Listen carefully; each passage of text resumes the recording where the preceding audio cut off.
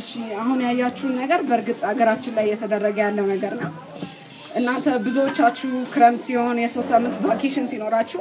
ወደ አሜሪካ ወይ ሌላ ቦታ ነው የምትሄዱት ቁርስ ቀርቡ እንኳን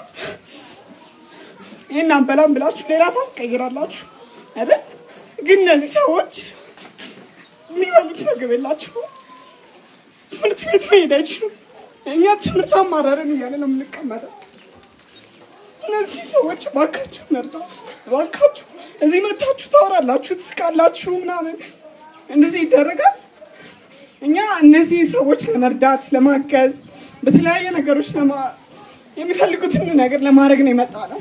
ስለዚህ ባካችሁ ለቤተሰቦቻችሁ ለምታውቁት ዘመዶቻችሁ እና የሆነ ከኛ በታች ሰው አለ ብላችሁ አስቡና ለነሱ ሰዎች እርዱ እና ያሐዝናሉ እንደዚህ አይነት ነገር አለ ብላችሁ አታምኑ አሁን ለ3 ሳምንት ቫኬሽን በነበረ ጊዜ ማይጆ ነበር የተመደብኩት እና ተሰባስበን በየቤታቸው እንሂድ ብለን እንያቸው ብለን ሄደን የሚኖሩት ቀበሌ ቤት ውስጥ ናቸው እኔ በህይወቴ እንደዚህ አይነት ቤት ኤግዚስት ያደርጋል ብዬ አላስብም ነበር አታውንም የመጀመሪያው ቤት ያየነው ቤቷ ፈራርሶ ዝናብ ሲዘን ቤቷ ውስጥ ገባ ነበር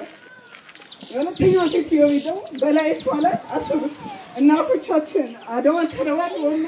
እዚህ ያደረሱ ሰዎች በላይታቸው ቤቷ ፈርሶ ተጎድተው ነው ያጣው ሰው እዚህ የፈረሰ ቤት ሲኖር ማለት ነው እኛ ጂፕላስ እያለ እንቀጣለን ለምን ማን የለም ቤታችን ውስጥ እያለ ለምን ይሄንን አታረጉልንም እንላለን እነዚህ ሰዎች ቤት አስቡት እዚህ የምትኖርበት ቤት ውስጥ ፈርሶ ቤቱ ሴትዮዋ ተጎድቶ ስትወጣ እንዴት እኔ በጣም ያሳዝናል የሶስተኛው ቤት ደግሞ ያየነው 5 ልጆች ቀብራለች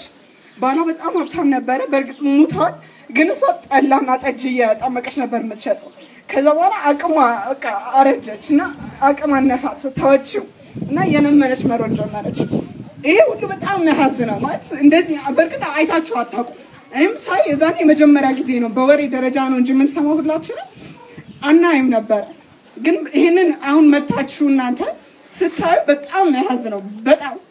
እና ባካችሁ የሆነ ተረዷቸው ሰዎችና ለቤተሰቦቻችሁ ተናገሩ አስረዷቸው እና እርዷቸው ነው ማለት ነው